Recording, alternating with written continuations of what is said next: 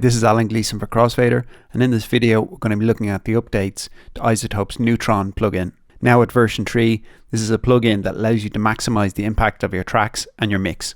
The first new feature that we're going to look at is the Mix Assistant. Now in previous versions you had Track Assistant, which would allow you to maximize the impact of a track. What the Mix Assistant does is, using iZotope's inter-plugin communication, it allows you to set up a great starting balance for your mix before you continue to process the rest of your tracks. So like all of iZotope's assistants, it's pretty intuitive. I click on this Mix Assistant here, which is available in the Visual Mixer, and it's also available in the Neutron 3 plugin.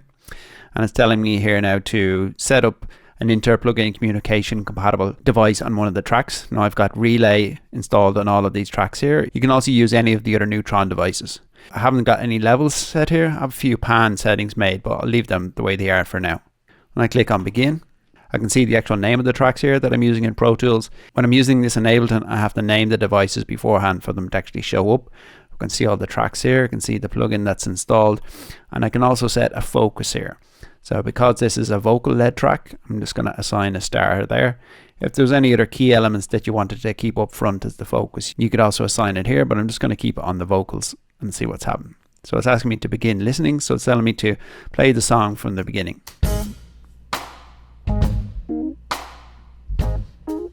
So it's saying here to play your song from start to finish to maximize the results that you're going to get from this Mix Assistant. So once you've done that, it will automatically have categorized the material. So you've got the focus track, which would have been my vocal, any other voices, which would have been BVs or anything, bass instruments, percussion, and musical. If you weren't happy with what's been categorized there, or you want to see how things are categorized, you can go into classification here, and you can see how the instrumentation has been assigned. So my BV group has been assigned to percussion, though there's nothing in it at the minute, so I'm going to leave that. So I'm just going to have a quick look here. Electric, guitar, musical, percussion. Some of the drums have been assigned to that. Musical elements are guitar, keys, organ. Kick has been assigned to musical, so let's change that over to percussion. Kick out has also been assigned to bass, so it's not perfect, but that's what the setting allows you to readjust. I'll just go through there, overheads, percussion, rack, change that over to percussion.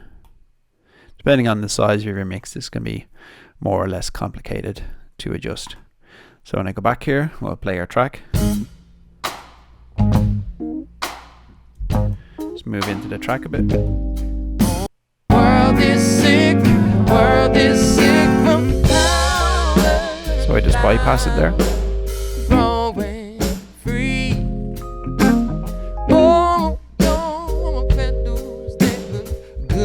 Made a few subtle adjustments there. I can now rebalance if I wanted to adjust things here.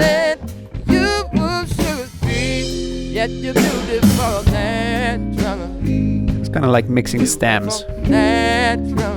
So if I was happy with that, I can click accept, and then in the visual mixer then I can think about adjusting the levels even further.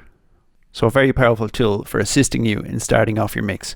It's not a magic bullet, and it doesn't actually claim to be. It's just giving you some useful options to start off with. The next thing I'm going to look at is the masking feature within EQ in Neutron. Now this is not a new feature, but it's a good example of how existing features have been enhanced. The interface itself has been given a great makeover. It's a lot sleeker, a lot more visually pleasing. You can also resize it. It's useful if you got a bigger screen. So to give an example of how the masking function has been enhanced, I'm going to EQ both my kick drum and my bass, because there's going to be some conflicting frequencies happening between them. So I'm currently on my kick track. I might just add in a high pass filter to start just to begin with. Just to adjust the curve on it.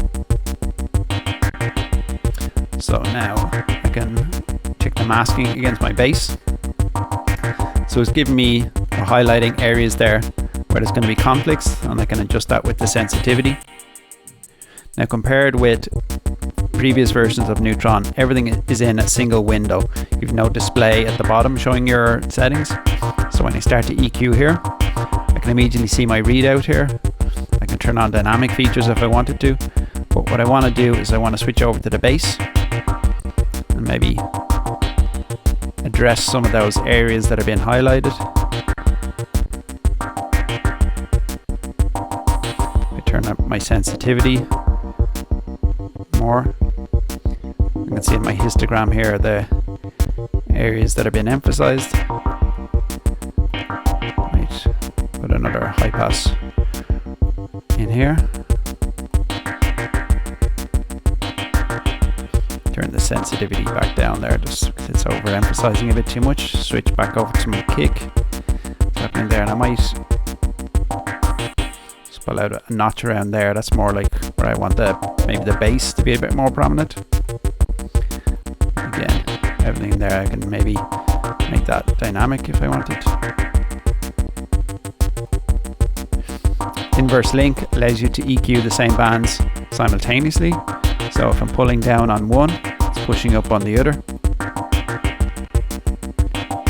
So you can stay focused on the sound and listening to the results without having to actually switch windows. The next feature I'm going to look at is a new feature called Sculptor. This device is aimed to improve a track's content, helping it shine through more in the mix, but controlling the frequency content and removing unwanted frequencies. So we've got it on the bass here. So you can use an all-purpose target, or you can aim it specifically to the material. But for this signal here, because it's bass, I'll select bass and I'll select deep bass. This dial here adjusts the intensity of the processing. I can adjust the tone, making it darker or a bit brighter. The speed here adjusts the attack and release ballistics of the processing. And I can also focus in on a particular area. So if I wanted to keep the high end intact, and maybe focus on some of the low mids and sub frequencies.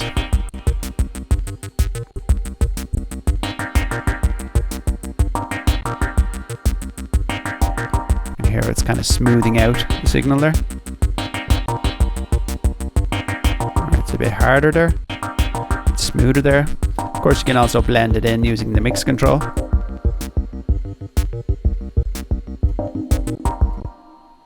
So it's a great tool that intuitively helps you get the maximum out of a particular signal.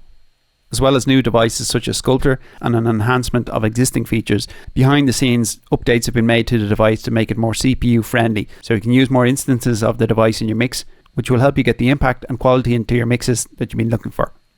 This has been Alan Gleeson for Crossfadr. So to find out more, head over to iZotope's website where you can download a free trial. This has been Alan Gleeson for Crossfadr.